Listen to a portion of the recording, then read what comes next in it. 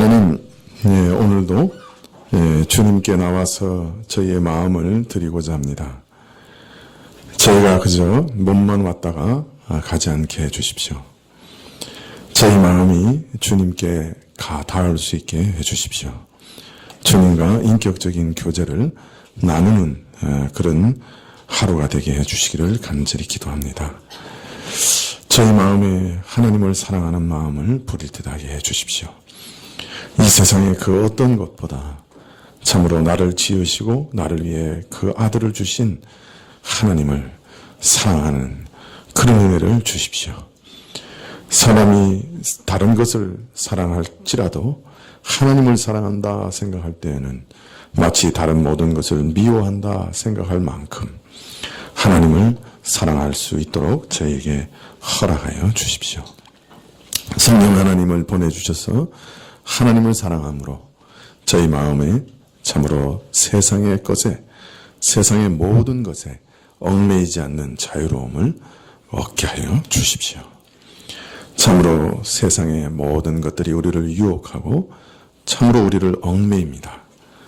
저희는 참 죄에도 얽매여 있고 유혹에도 얽매여 있고 세상의 좋은 것에도 얽매여 있어서 자유하다 하지만 실상은 종된 삶을 삽니다. 노예처럼 속박되고 어디에도 자유가 없습니다. 그러나 하나님을 가장 사랑하게 될 때 그 모든 세상의 것에서부터 자유하게 될 줄 믿습니다. 우리에게 진정한 자유를 허락하여 주십시오. 아버지 하나님, 저희가 내게 가까이 나오라, 회개하고 돌이키며 나를 만나라, 그렇게 촉구하실 때 참으로 예하고 속히 하나님께로 나아갈 수 있도록 저희 마음을 부드럽게 해주십시오.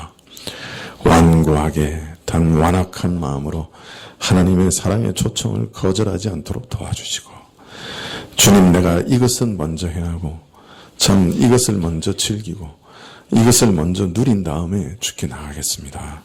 주님의 부르심을 거절하지 않도록 저희를 붙들어 주시기를 간절히 기도합니다. 저희 청년들과 저희 자녀들을 붙들어 주십시오. 주님께서 초청할 때 저희 자녀들이 그 마음을 다 하나님께 드릴 수 있게 해주십시오. 하나님, 제가 여기 있습니다 고백할 수 있도록 허락하여 주십시오. 연말이 되어 또 내년을 준비하는 때입니다. 저희 교회가 또 내년을 준비하는 모든 일에 주께서 지혜를 주시고 주님의 뜻을 드러내어 주셔서 우리로 순종할 수 있도록 허락하여 주십시오. 주의 일꾼들을 일으키고자 합니다. 주님께서 허락하시면 또 마음의 소원을 가진 자들을 허락하셔서 주님의 직분을 받고 일할 수 있도록 허락하여 주십시오. 주님 또한 바라옵고 원하옵기는 우리 가정과 산업을 지켜주셔서 또 한 해를 지키신 것처럼 내년에도 지키시기를 간절히 원합니다. 필요한 것들을 채우시는 하나님, 저희가 걱정 근심하지 않고 하나님을 섬길 수 있도록 저희 산업을 붙들어 주시옵소서. 저희 자녀들 참 앞날을 인도해 주십시오. 또 시험을 치고 하나님의 뜻을 기다리고 있는 자녀들을 불쌍히 여기시고 또 앞으로 주님의 뜻을 물으려고 하는 자들을 불쌍히 여기사 열린 문을 두시고 하나님께서 길을 열어주시기를 간절히 구합니다. 병약한 자들을 치료하시는 은혜가 오늘도 있게 하시기를 구하옵고, 또 저희가 드리는 헌물을 주께서 친히 받으시고 저희 전부를 받으시기를 간절히 구하오며 말씀을 주시기를 구하올 때 예수님의 이름으로 기도합나이다. 아멘. 말씀은 마태복음 11장 16절부터 19절까지 말씀입니다.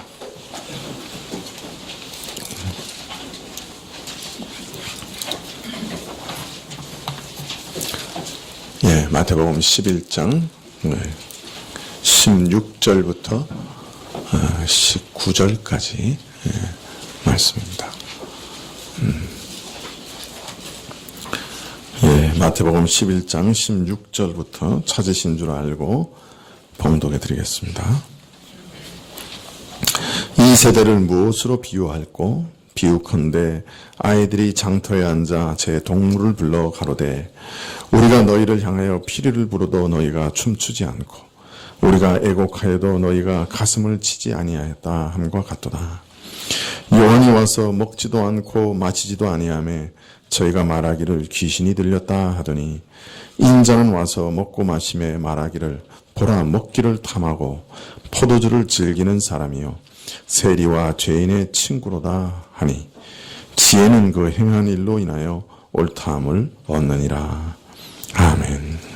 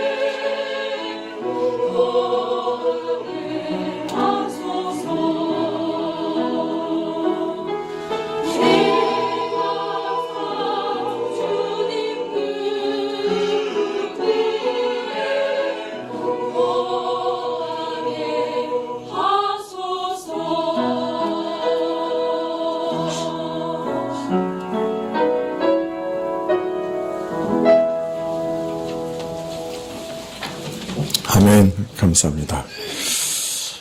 예, 마태복음 1장 17절에 보면 이런 말씀이 있습니다. 그런즉 모든 대수가 아브라함부터 다윗까지 14대요. 다윗부터 바벨론으로 이거할 때까지 14대요. 바벨론으로 이거한 후부터 그리스도까지 14대더라.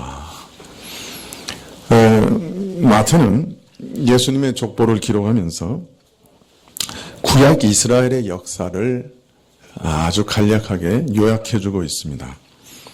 즉 아브라함의 약속하신 하나님의 나라의 역사를 기록하고 있는 것이죠. 우리가 지난 시간에 배웠죠. 아브라함에게 내가 너로 큰 민족을 이루게 하리라 약속하신 그 약속은 원래 내가 너로 큰 나라를 이루게 하리라 하는 약속으로 번역해야 된다. 그렇게 말씀드렸습니다. 하나님께서 아브라함에게 하나님의 나라를 약속하셨죠. 그리고 오늘 마태는 마태복음 1장 17절에서 이 하나님의 나라의 역사를 크게 셋으로 구분하고 있습니다. 어떻게 구분하고 있죠? 아브라함으로부터 다윗까지, 다윗에서 바벨론 포로까지, 그리고 바벨론 포로에서 예수님까지 이렇게 크게 셋으로 구분하고 있습니다. 저 구약 역사는 세 시대로 구분해서 볼 수 있다. 그렇게 말할 수가 있는 것이죠. 결론적으로 얘기하면 첫 번째 아브라함부터 다윗까지는 구약의 하나님의 나라의 형성기라 그렇게 말할 수 있고요. 그 다음에 다윗에서부터 바벨론 포로까지는 구약 아브라함 나라의 하나님의 나라의 쇠퇴기다 그렇게 말할 수 있습니다.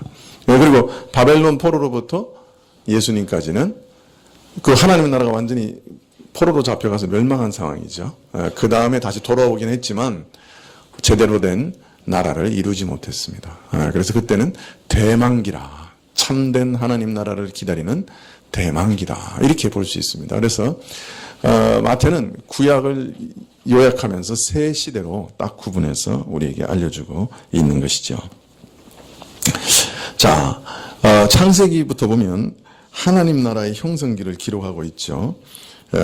이 형성기는 창세기부터 사무엘 하까지를 쭉 다 포함하는 구약 성경에 그렇게 사무엘 하까지 기록되어 있습니다.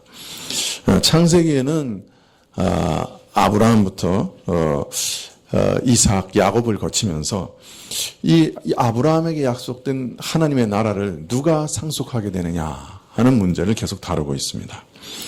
아브라함에게 약속된 이 하나님 나라의 약속은 이삭에게 전달됐고 또 이삭에게 전달된 이 언약은 야곱에게 상속됩니다. 그리고 야곱에 대해 이르면 야곱의 12아들 전부가 선택이 되죠. 그래서 야곱의 12아들을 통해 하나님 나라가 이루어지고 이들이 다 하나님의 백성이 될 것이다 하는 것이 드러납니다. 그리고 이러한 나라의 이름을 이스라엘이라 이렇게 부르시죠. 그리고 창세기 마지막 부분에 보면 요셉을 통해 이 12아들이 이 애굽으로 내려갑니다. 그리고 그 애굽에서 어마어마하게 증식되게 되죠. 출애굽기는 이 애굽 왕이 이스라엘이 너무 강성해지는 것을 근심하는 것으로부터 시작되죠. 그래서 애굽 왕 바로가 이스라엘을 핍박하였고 하나님께서는 때가 되심에 하나님의 사람 모세를 보내셔서 이스라엘을 애굽에서 이끌어내십니다. 우리가 그거 잘 알죠. 10가지 재앙을 내리시고 그래도 바로가 고집하자 어떻게 했습니까? 마지막으로 피를 문 지방에 다 바르게 하셨죠. 그리고 어린 양의 피를 바른 집은 다 넘어가시고 그렇지 않으면 모든 초태생, 모든 처음 태어난 사람이든 짐승이든 그걸 다 죽이시는 아주 무서운 심판을 하시죠. 그것을 통해서 이스라엘 백성은 애굽에서 구원을 얻습니다. 자, 애굽을 탈출한 이스라엘은 광야를 여행하면서 점점 하나님의 나라로서 조직을 갖추어갑니다. 먼저 행정적인 조직을 갖추죠. 그래서 천부장, 백부장, 50부장, 10부장 이렇게 행정적인 조직을 갖추고 시내산에 가서 드디어 하나님의 나라의 백성으로서 그 하나님과 만나게 되죠. 그리고 하나님의 언약을 듣습니다. 그래서 하나님께서 내가 너의 하나님이 되고 너희는 내 백성이 될 것이다 하는 놀라운 언약을 얻게 되죠. 그래서 언약을 얻고 하나님을 만나지만 사실은 이스라엘 백성들은 하나님께 가까이 갈 수가 없었어요. 하나님께서 불기둥과 구름기둥으로 시내산에 임재하셨지만 가까이 가는 사람들은 화살에 맞아 죽고 돌에 맞아 죽고 이제 그런 아주 무서운 그런 상황이었죠. 그러나 언약을 맺은 다음에 피를 뿌리는 의식을 통해서 죄사함을 얻고 그 다음에 이스라엘 장로들이 전부 올라가서 시내산에서 하나님의 발 앞에서 먹고 마시는 놀라운 일이 벌어집니다. 바로 참 그 속죄를 통해서 죄가 속죄되는 그런 은혜를 통해서 하나님과 직접 대면해서 교제할 수 있는 그런 길이 하나님의 백성에게 열린 것이죠. 바로 이러한 속죄의 은혜를 상징하는 성막을 하나님께서 지으라 하시고 또 성막에서 이루어지는 제사 제도를 통해서 우리의 죄가 어떻게 속죄되는가 그러한 일들을 다 미리 모형적으로지만 보여주시죠. 그리고 이 이스라엘은 바로 이런 성결한 나라가 되어야 된다 하는 것을 가르치시기 위해서 정결 규례를 가르치십니다. 무엇은 정결하고 무엇은 정결하지 않다, 부정하다 이런 것들을 다 가르치시죠. 그리고 이 나라는 참으로 하나님이 주시는 참된 안식의 나라다 하는 것을 가르치시기 위해서 안식일을 지키라고 하시고 절기들도 가르치시고 안식년 또 희년 50년째 되는 때 모든 땅을 돌려주는 그런 희년 이런 것들을 다 가르치십니다. 이런 내용이 출애굽기, 레위기, 민수기, 신명기 이런 곳에 다 기록되어 있죠. 그 다음에 여호수아를 통해 이스라엘은 하나님의 나라가 세워질 가나안 땅을 점령하게 되고 또 사사기를 통해서는 왕이 정말 필요하다 하는 것이 드러나면서 사무엘 상하에 보면 누가 이 나라의 왕이 될 것인가 하는 것이 정해집니다. 즉 다윗 자손이 대대로 이 나라를 통치할 것이다 이렇게 약속이 되죠. 그러니까 이 나라의 왕은 오직 다윗 자손만 가능하게 된 것이죠. 그래서 다윗 때에 이르러서 이 나라가 완전히 완성됩니다. 그래서 이 나라가 어디에서 세워지느냐? 가나안 땅에 세워지죠. 그 다음에 이 나라의 백성이 누구냐? 야곱의 자손들이죠. 그리고 이 나라를 누가 통치하느냐? 다윗 자손들이, 다윗 왕가가 통치하는 나라죠. 하나님의 나라의 모습이 완전히 완성이 됩니다. 그런데 참 이상한 것은 완성이 되자마자 어떻게 됩니까? 이 나라는 몰락하기 시작합니다. 참 이상해요. 딱 완성되자마자 바로 몰락합니다.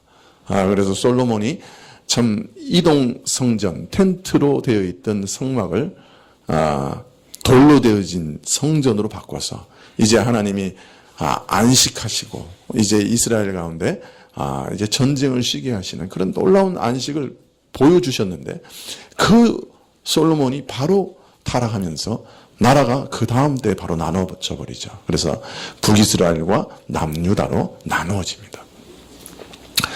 참 완성되자마자 무너져 버립니다. 이 나라가. 그래서 두 나라로 갈라졌을 뿐 아니라 두 나라는 점점 우상 숭배 가운데서 타락해 가다가 마지막에는 북이스라엘은 아수르에, 남유다는 바벨론에 포로로 잡혀가서 완전히 망해버리고 맙니다.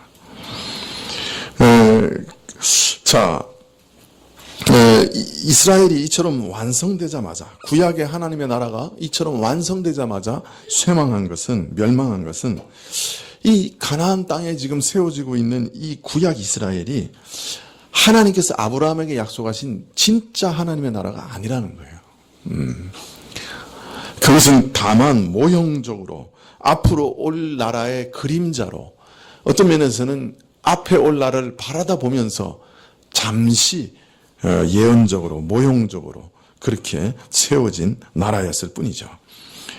그래서 이 이스라엘이 급속도로 멸망한 것은, 그리고 바벨론의 포로로 잡혀간 것은 이 나라가 하나님이 이 땅에 세우시고자 했던 그 참된 하나님의 나라가 아니다 하는 것을 가리키는 것이었습니다.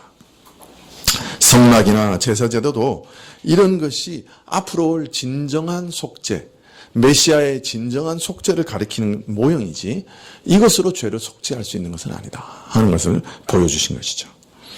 그래서 이런 하나님의 나라는 완성되자마자 바로 쇠퇴기로 접어들어서 바벨론 포로로 인해서 멸망하고 말았어요.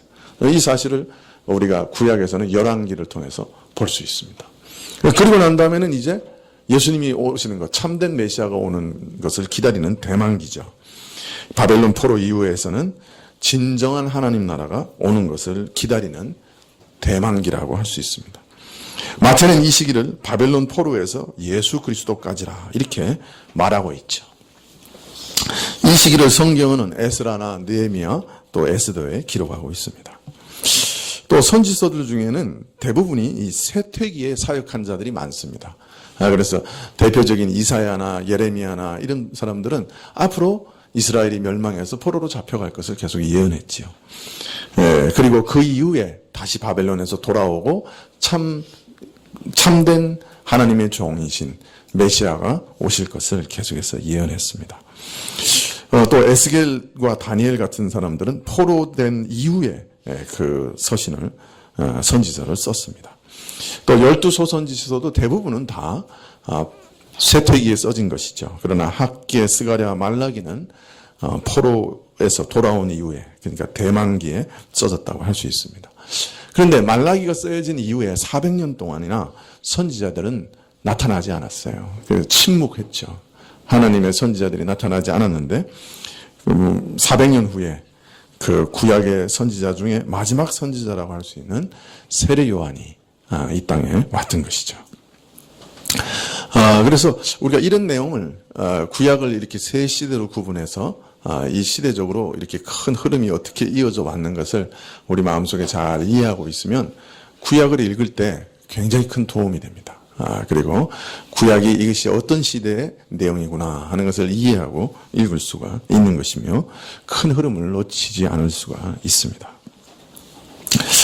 이 세례 요한은 그래서 시대적으로는 예수님과 동시대에 살았지만 사실은 구약 시대에 속한 사람이었습니다.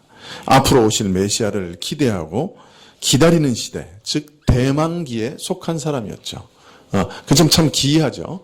예수님과 동시대에 살지만 그러나 예수님까지로 이어지는 대만기 안에 속해 있었죠. 그래서 물론 이제 요한은 옛 시대와 새 시대를 연결하는 교량 역할을 한 사람이지만 예수님을 또 그 눈으로 보고 예수님을 친히 이스라엘에 소개하였지만 그래서 선지자 이상의 선지자요, 여인이 낳은 자 중에 이와 같이 큰 자가 없다 하신 분이지만 그는 여전히 예수님의 일을 희미하게 바라보고 있는, 그리고 예언적으로 바라보고 있는 옛 시대의 한계에서는 벗어날 수가 없었던 것이죠. 그가 잠시 동안이지만 불분명한 태도를 보이기도 한 것은 그가 근본적으로 옛 시대에 속한 사람이라는 그 한계가 원인이라고 할 수 있습니다. 구약 시대는 항상 모형적이고 항상 예언적이고 앞의 것을 멀리서 내다보는 시대죠. 그래서 어떤 면에서는 그림자의 시대였습니다. 그 시대가 가지고 있는 제약을 세례 요한도 가지고 있었죠. 요한은 선지자와 율법의 옛 시대에 속한 자로서 그리스도의 오심과 더불어 힘있게 전진하는 하나님의 나라의 역사에는 직접 참여하지 못했던 것이죠. 우리는 지금 우리가 누리고 있는 은혜가 얼마나 큰지 우리 잘 몰라요. 참 모형으로만 보고 있는 그 그림자처럼 이렇게 앞날을 내다보는 예언으로만 바라보고 있는 시대에 누렸던 그 계시의 분명성은 우리가 지금 누리고 있는 계시의 분명성하고는 비교가 할 수가 없어요. 그런 은혜 가운데 이렇게 살아간다고 하는 것은 어떤 면에서는 큰 복이라고 할 수 있습니다. 거기다가 우리는 이 교회 내에서도 2000년이나 지나왔어요.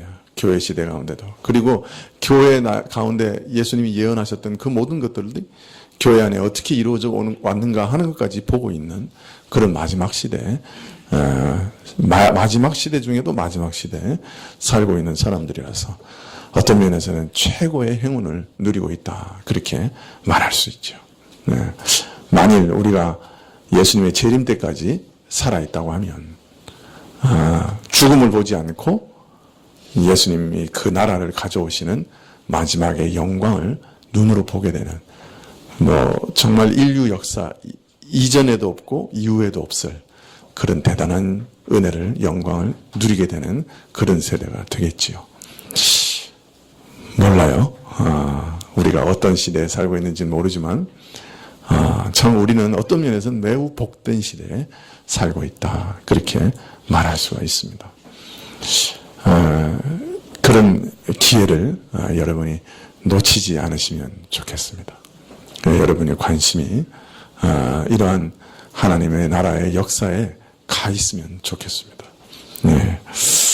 자, 그런데 불행하게도 그리스도께서 이 땅에 오셨고 그래서 참 힘있게 시작된 하나님의 나라의 이 역사 가운데 이 새 시대 가운데 그러나 여전히 하나님 나라의 역사에 참여하지 못하는 자들이 너무나 많이 있었습니다. 참 이상하지요.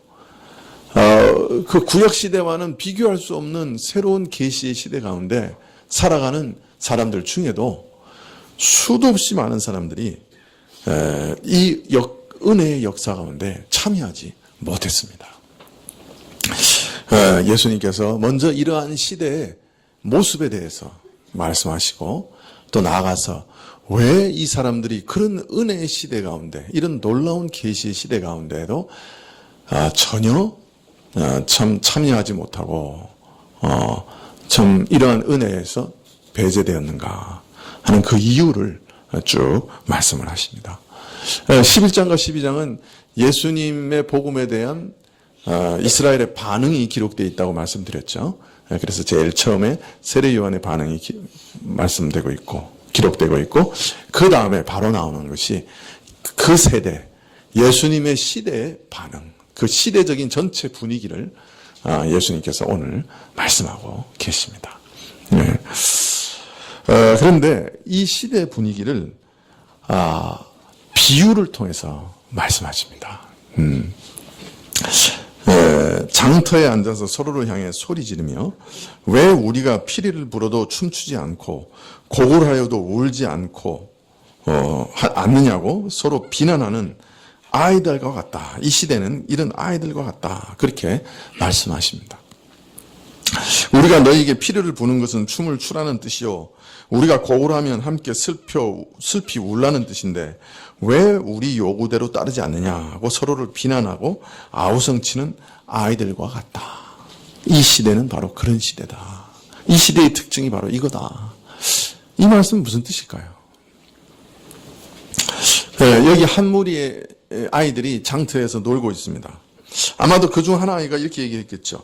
자, 이제부터 결혼식 놀이 하자, 우리 그런 거 많이 하잖아요, 어릴 때. 그죠? 너는 신랑, 너는 각시, 너는 둘놀이, 너는 주례, 너는 손님, 이래가지고 이제, 결혼식 놀이 잘 하잖아요. 그죠? 여러분은 안 해보셨나요? 예, 어린 시절부터 매우, 심각하고, 책만 보신 분들이 여기 많이 계신 것 같은데,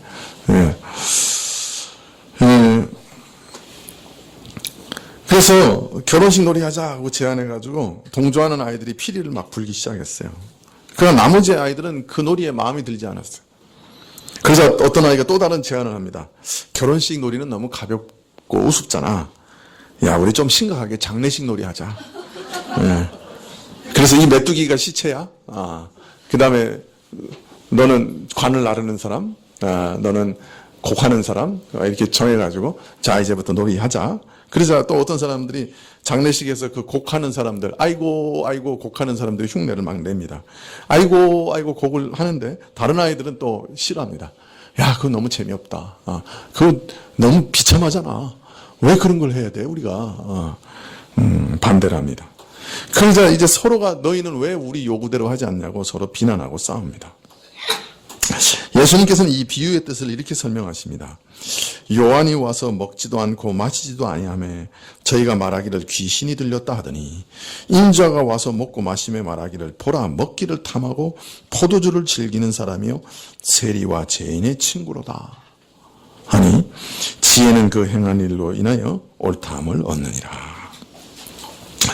세례 요한은 이스라엘에게 나타나서 회개하라고 외쳤습니다. 앞으로 메시아가 임하실 것이요 그 메시아가 가져오실 그 천국을 맞이할 준비를 하며 금식하고 회개하라고 외쳤습니다.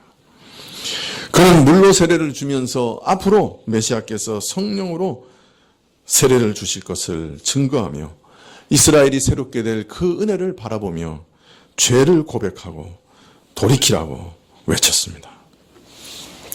구약시대 메시아가 오실 것을 기대하며 바라보는 그 시대의 마지막 증인으로서 이스라엘이 이미 그 죄로 바벨론을 통해서 완전히 멸망한 것을 기억하면서 이제 진정한 하나님 나라를 맞이하기 위해서 그 죄로부터 돌이키라. 그리고 메시아의 사역을 기대하라. 이렇게 가르친 요한의 사역은 이스라엘에게 있어서는 너무나 필요하고 합당한 것이었죠. 자, 그러나 이런 세례 요한을 맞는 이스라엘의 태도는 참으로 완악한 것이었습니다. 야, 왜 먹지도 않고 마시지도 않고 금식하며 그렇게 몸과 마음을 괴롭혀야 돼? 세례 요한의 삶을 보면서도 아주 폄하했습니다. 야, 저 사람은 좀 너무 거칠지 않아? 저 외모를 좀 봐라. 낙타 가죽을 뒤집쓰고 보통 사람이 먹을 수 없는 거친 음식을 먹으면서 광야에서 생활하는 저 꼴을 봐라. 저 사람 좀 정상 아니지? 저 제정신이 아니지? 저 귀신 들렸을 거야 저게. 그렇게 폄하를 했습니다. 그 후에 예수님께서 천국을 전파하시면서 죄인들의 죄를 사하시고 병든 자들을 고치시고 귀신을 내어 쫓으시고 심지어는 세리를 불러 제자를 삼으셨습니다. 세상에서 제일 죄인이라고 그 사람들이 손가락질하는 사람까지 품으셨습니다. 참으로 죄인을 사랑하시고 죄인의 친구가 되셨죠. 죄인을 가까이 하셨죠. 참 문둥병자와 같이 요새 같은 여러분 에이즈 환자가 옆에 있으면 가까이 가고 싶어요? 그 사람들하고 같이 밥 먹고 싶어요? 문둥병자 옆에서 밥 먹어봤어요? 네. 여러분 제가 옛날에 그 애양원이라고 그 손양원 목사님이 만드신 그 문둥병자들 모임에 갔는데 그분들이 약 먹어가지고 다 나은 사람들이거든요. 근데 이제 어떤 분은 아직도 고름이 막 뚝뚝 떨어지더라고. 그 손 막 입 얼굴 같은 데서 뭐 코도 없고 뭐 그런 분도 많아요. 근데 그분들이 이렇게 밥을 해가지고 떠서 이렇게 딱 주는데 이 밥맛이 별로 안 좋아요. 그리고 막 찬양을 했더니 그 할머니들이 너무 좋다고 와서 막 제 손을 막 붙잡았는데 3일 동안 비누질을 해도 그 송장 썩는 냄새가 손에서 나요.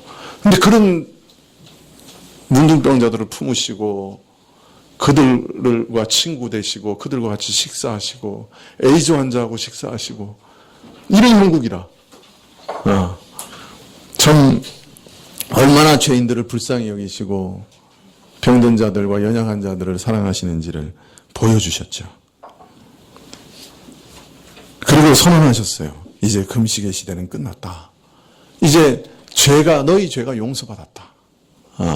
너희 많은 죄가 용서받았다. 이제 죄인들이 기뻐하는 시대가 열렸다. 그렇게 선언하셨죠. 자, 그런데 그 세대가 예수님의 보인 반응은 세례 요한 못지않아요. 더해요. 저 사람은 먹기를 탐하는 사람이야. 그러니까 저 죄인들하고도 먹지. 이 말은 이렇게 하는 거예요. 저 죄인들하고 처먹지. 지금 그렇게 얘기하고 있는 거예요. 네. 성경엔 그렇게 안 나와 있지만 어감은 그렇게 느껴지는 거죠. 저 사람은 술에 인백인 사람이야. 술주정뱅이야. 요한은 좀 거북하기는 했지만 금식하고 경건한 모습이라도 있었는데 이 사람은 매일 먹고 마시는 자야. 세리의 친구고 죄인과 한통속이고 쾌락을 탐하는 자야.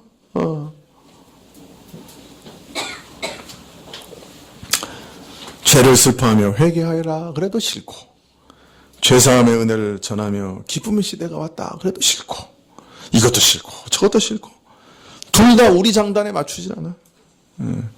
우리가 듣기 원하는 얘기를 하고 있지 않아요. 왜 내 마음에 좀 쏙 드는 말을 좀 해주지? 왜 이상한 소리를 맨날 해? 투덜대겠어. 계속해서 투덜대서. 이것이 그 시대의 모습이었어요. 왜 우리가 원하는 말을 해주지 않소?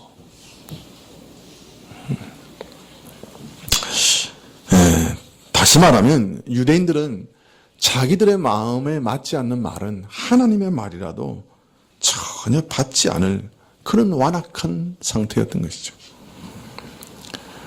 이들은 자신들이 복음을 받고 받아들이지 않고 회개하지 않을 핑계만 찾고 있었어요.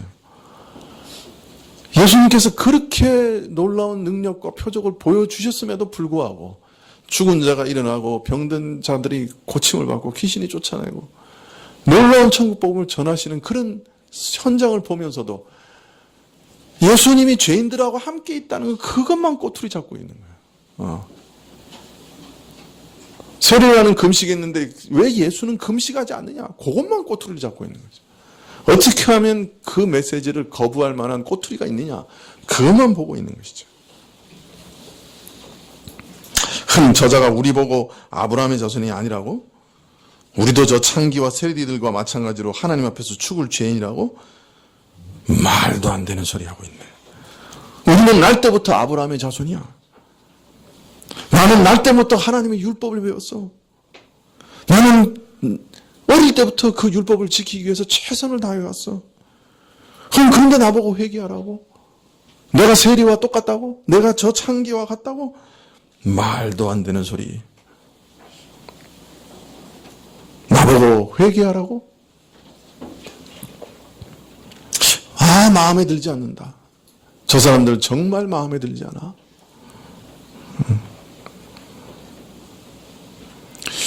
좀 내 마음에 쏙 드는 말을 하는 사람 없나? 네. 자기 궁의에 맞는 말을 하면 하나님의 말씀이요. 아멘. 은혜 받았습니다. 이렇게 말하는 사람들이지만 자기 길을 즐겁게 해주지 않으면 자기 마음에 조금이라도 고통을 주거나 무거움을 주면 에이 듣지 말자. 귀를 탁 닫아버리는 거죠.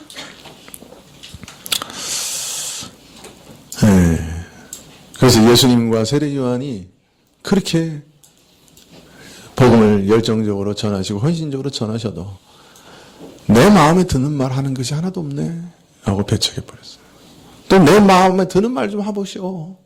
그렇게 요구했습니다. 자연인의 심성은 본래 그가 태어날 때부터 하나님을 싫어하는 것이 정말 분명합니다. 성경은 로마서 8장 7절에 이렇게 얘기합니다. 육신의 생각은 하나님과 원수되느니 이는 하나님의 법에 굴복치 아니할 뿐 아니라 할 수도 없습니다. 원래 우리가 태어날 때부터 가지고 있는 그 육신의 모든 본성은 하나님께 굴복하고 싶지도 않고 굴복할 수도 없다 그래요. 하고 싶어도 할 수 없다.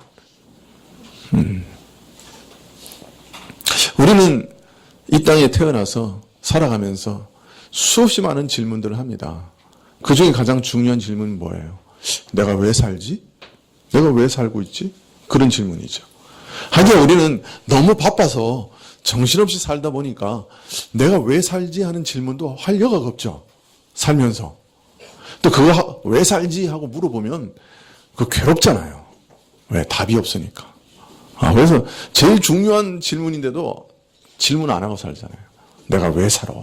그런 질문 안 하고 살잖아요. 근데 우리가 왜 살아? 라고 질문하면 답이 없죠? 내가 내 인생의 주인이면 그죠?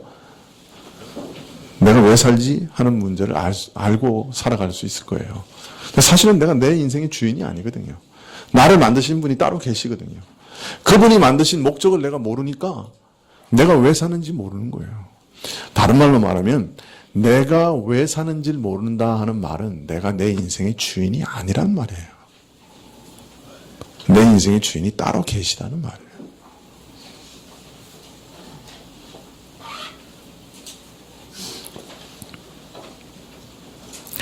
우리가 만든 모든 물건에는 목적이 있죠. 그죠? 시계는 시간을 알리는 목적이 있어요. 마이크는 소리를 확대하는 목적이 있어요. 책상은 무엇인가를 올려놓는 목적이 있어요.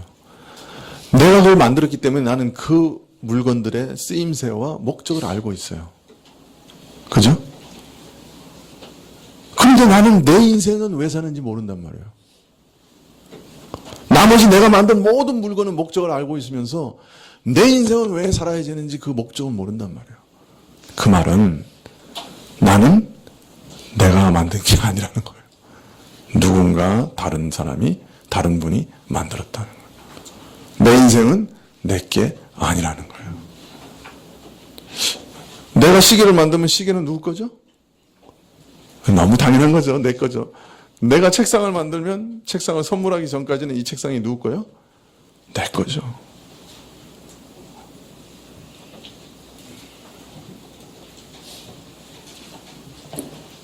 그런데 하나님이 나를 만드셨으면 나는 누구 거? 왜 대답이 없어요? 하나님이 나를 만드셨으면 나는 누구 거요? 하나님 거죠. 근데 우리는 그거 싫어해요. 그러나 여러분, 모든 인생이 살아가면서도 내가 왜 살아야 되는지 모른다는 것은 내가 내 주인이 아니라는 거예요. 내 인생의 목적을 모른다는 말은 내가 내 인생의 주인이 아니라는 거예요. 그럼 내 인생의 목적을 알려면 나를 만드신 분을 만나야 되는 거예요.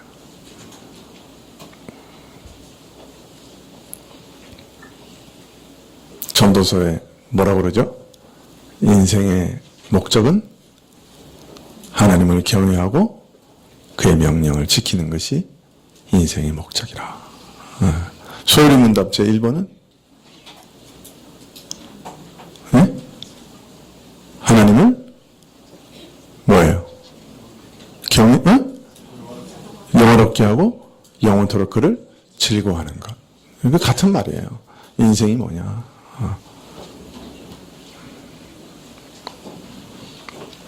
그러나 우리는 그거 싫어해요. 내가 그의 말씀에 복종하는 거 싫어해요. 그분을 주인으로 섬기는 걸 싫어해요.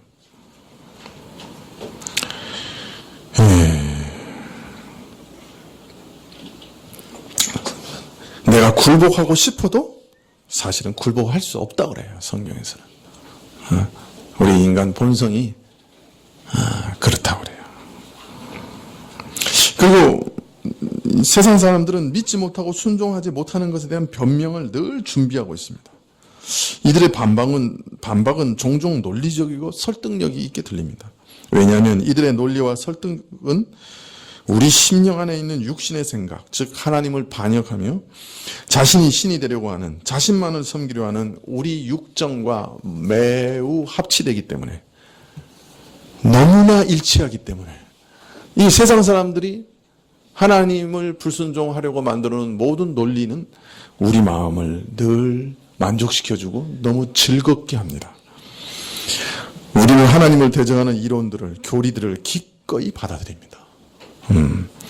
그것이 우리를 높여준다고 생각하죠.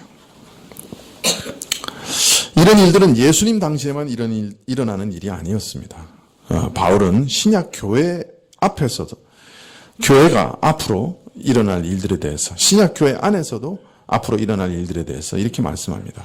디모데후서 4장 3절에 보면 때가 이르리니 사람이 바른 교훈을 받지 아니하며 귀가 가려워서 자기 사욕을 쫓을 스승을 많이 두고 또 그 길을 진리에서 돌이켜 허탄한 이야기를 쫓으리라. 사람들은 초대교회부터 자기 욕심을 채워주는 그런 교리를 좋아했습니다. 우리가 맨 처음에 교회에 보통 나올 때 왜 나옵니까? 대부분의 사람들은 자신의 문제 때문에 나오죠.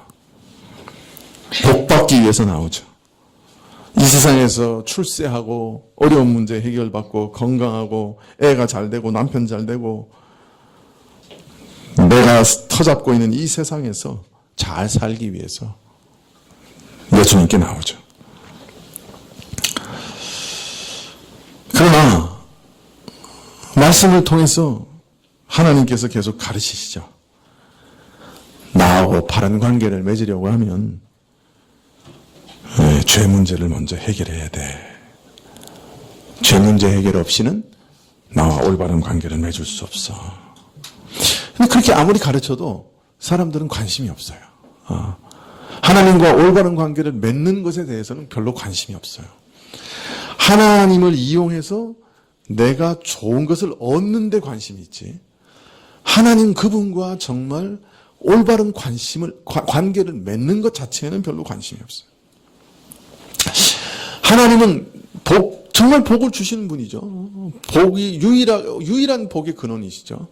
그러나 하나님이 주시는 진정한 복을 누리기 위해서는 하나님과 올바른 관계를 맺어야 되는 거예요. 이게 우선인 거예요. 그런데 우리는 하나님과 올바른 관계를 맺는 것에서는 별로 관심이 없어요.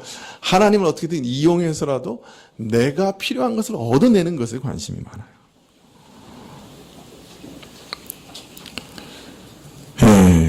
이런 사람들에게 하나님 앞에서 우리가 처해 있는 실상을 알리고 어떻게 하면 죄에서 구원 얻는가 하는 것을 전하면 오늘 세례요한이나 예수님이 겪으시는 고난을 당하게 돼요. 자신이 원하는 소리가 안 나온다고 아우성을 칩니다. 그리고 그 소리를 듣지 않을 핑계를 만들어냅니다. 아유, 설교가 너무 딱딱해요. 너무 어려워요. 재미없어요. 하나님은 죄 하시는 분 아니시잖아요. 성경의 하나님은 사랑의 하나님이시잖아요. 성경에도 이런 말이 있잖아요. 나가도 복을 받고 들어가도 복을 받고 떡광주리가 복을 받고 머리가 될지언정 꼬리가 되지 않고 이런 말씀도 있잖아요. 좀 그런 말씀 전하면 안 돼요. 이렇게 얘기를 합니다. 그러나 그 말씀의 진정한 본질적 의미에도 관심이 없어요. 오직 나가도 복을 받고 들어가도 복을 받고 떡광주리가 복을 받는 것 밖에는 관심이 없어요. 그러면 그것이 바로 하나님께서 우리 영혼에 주시는 그 영원한 나라의 복을 구약에서는 마치 초등학생들에게 초등학문처럼 가르쳤다는 그런 모형이라고 하는 것을 이해 못해요. 오늘날도 그거 받아야만 된다고 그랬습니다. 내가 머리가 될지언정 꼬리가 되지 않는다. 그 말은 이 세상에서 대표가 되고 뭐 좋은 게 된다는 그 말 아니었어요.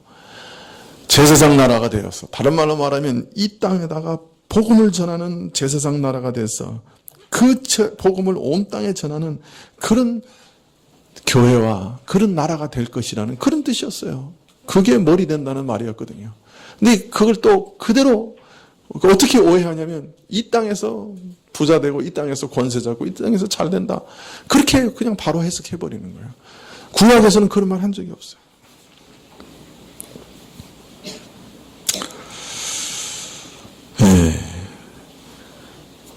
하나님과 바른 관계를 맺기 위해서 내 죄 문제를 해결하고 하나님의 뜻을 쫓아 무엇이든지 순종하고 하나님 앞에서 하나님을 사랑하고자 하는 그런 믿음을 가진 사람은 참 드물어요. 말은 안 하지만 그렇게 하나님의 뜻에 순종한다고 해도 그 목적은 하나님을 자신의 소원을 들어주는 위치까지 마지 못해서라도 끌어들이려고 하는 하나님을 조종하기 위한 순종이요. 하나님을 조종하기 위한 헌신일 뿐인 거예요. 이 사람들은 의식적이든 무의식적이든 하나님을 자신의 뜻대로 조종할 수 있는 분이라고 생각하고 까다로운 신의 성미를 잘 맞추어서 자신이 의도하고 소원하는 것을 얻어내야 되겠다고 생각합니다. 통상 이런 분들은 교회에서 아주 열심히 있는 분으로 드러나죠. 믿음 좋은 분이라고 생각이 들죠. 물론 하나님이 없다고 하는 세상에서 하나님을 잘 섬기면 복 받는다고 믿고 나오니 어떤 종류든지 믿음이 있는 것은 분명해요. 그러나 성경이 말하는 그런 바른 믿음은 아닌 것이죠. 성경은 항상 하나님의 복을 하나님의 인격적인 관계와 같이 말씀하십니다. 하나님 앞에서 어떤 관계에 있든지 상관없이 그저 수학 공식 풀듯이 하나님이 원하시는 행동하고 하나님이 기뻐하시는 것 몇 가지 드리면 자신이 원하는 대로 하나님이 무엇을 주시리라 하는 생각은 사실은 이방신처럼 하나님을 여기는 것입니다. 구약에 나오는 바알신이 그랬어요. 수확한 곡식 좀 갖다 바치고 소나 양 좀 바치면 자기 소원을 응답하시는 신. 그런 것에서는 그 신과 어떤 그 인격적인 관계가 필요 없어요. 그 신을 뭐 사랑하느냐 안 하느냐 그런 거 관계 없어요. 그 신의 말을 순종할 때 그 동기까지 그 참 살피는 그런 일이 필요 없어요. 그냥 겉으로만 섬기는 척 하면 돼요.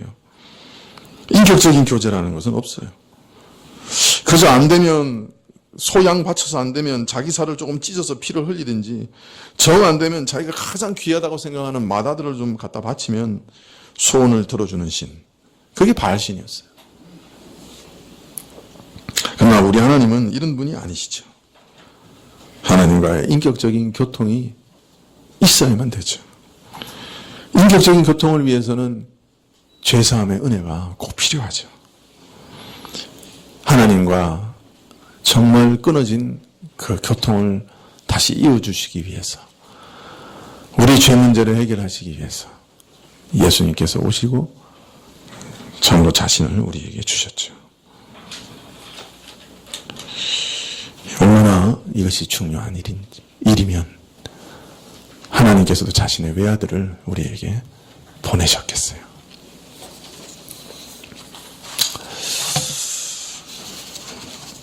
지금 예수님과 세례 요한에게 화를 내는 사람들은 이런 사람들이었어요.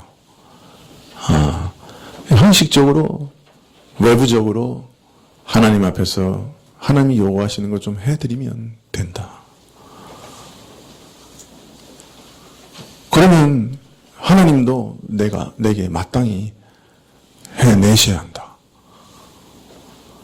나는 하나님 앞에서 율법을 잘 지키기 때문에 이처럼 의롭고 그래서 속죄가 필요 없다. 높아지고 교만해지고 그러나 하나님과 인격적인 교통은 없었어요. 하나님을 사랑하는 것도 없었어요.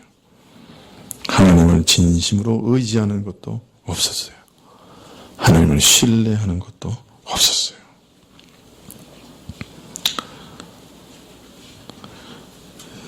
이 사람들은 자신이 원하는 소리가 나오지 않는다고 세례 요한도 싫고 예수님도 싫고 금식도 싫고 기쁨의 잔치도 싫다고 그랬어요. 이들은 옛 조상들의 완악한 심령, 그래서 바벨론으로 포로 잡혀가 멸망해버린 그 옛 조상의 마음을 그대로 가지고 있었어요. 그 조상들이나 당시 세대나 또 그 다음 이후의 세대도 똑같았어요. 사실은 유대인들은 지금까지도 그런 고집을 그대로 가지고 지금도 답습하고 있어요. 그렇기 때문에 예수님께서 예수님의 세대의 모습을 풍자하여 비유하여 우리에게 보여주셨는데 그것은 예수님 세대만 있었던 모습이 아닌 거죠. 이미 구약시대 때도 그런 모습으로 살다가 멸망했고 예수님 당시에도 그런 모양으로 예수님과 세례요한에게 반응했고 그 이후에도 그런 모습을 버리지 못했죠. 당신들이 내게 내가 좋아하는 말을 해주시오. 내 귀가 즐거운 것들을 들려주시오. 거기서 벗어나지 못했죠.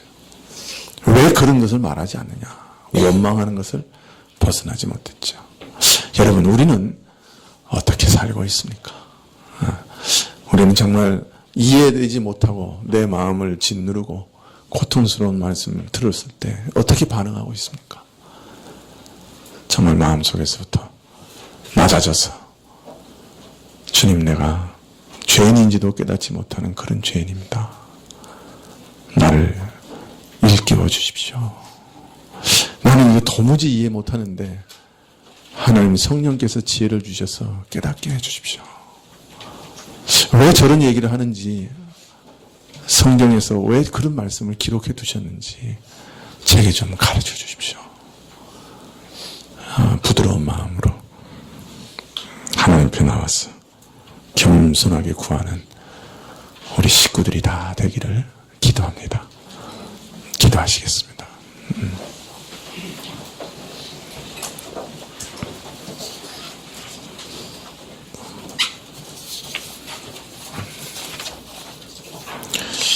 아버지 하나님, 참 우리 마음이 얼마나 완악한지요.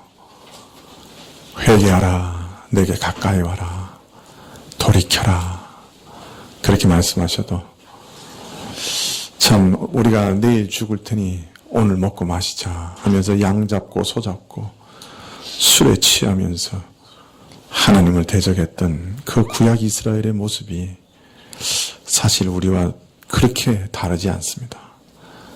하나님께서 우리 예배고 우리에게 내게 가까이 나오라, 나에게 오라 그러시는데도 우리는 세상 쾌락에 취해서 나는 이것을 버리지 못합니다.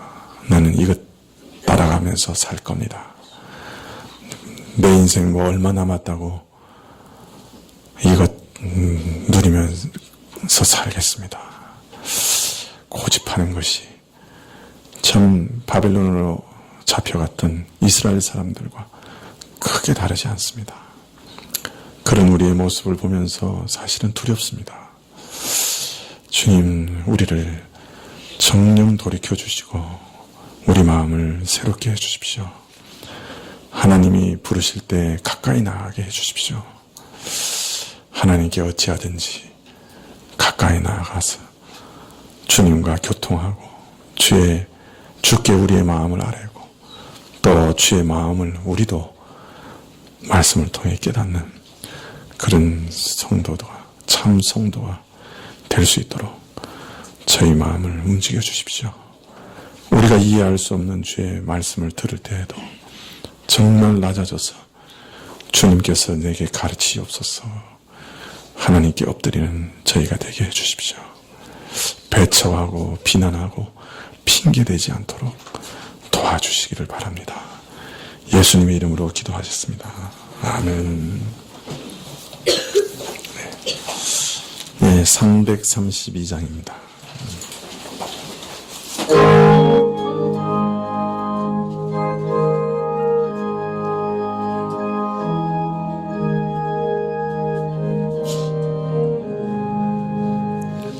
나 행한 것 죄뿐이니 주 예수께 비옵기는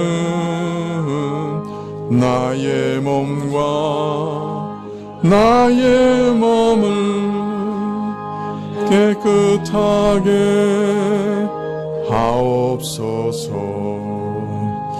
물 가지고 날 씻든지 불 가지고 태우든지 내 안가박 다 닦으사 내 모든 죄 멸하소서. 내 어두운 눈 밝히시니 참 기쁘고 고마우나 그보다도 원하옵은 정결한 마음 주옵소서. 물 가지고 날 씻든지 불 가지고 태우든지 내 안가봐 다 닦으사 내 모든 죄 멸하소서. 정결한 마음 그 속에서 신령한 빛이 오니 이러한 마음 나 얻으면 눈까지도 밝으리라. 물 가지고 날 씻든지 불 가지고 태우든지 내 안가봐 다 닦으사 내 모든 죄 멸하소서. 못된 행실 다 고치고 죄질 생각 다 버려도 주 앞에는 정결타고 자랑치는 못하리라. 물 가지고 날 씻든지 불 가지고 태우든지 내 안가봐 다 닦으사 내 모든 죄 멸하소서.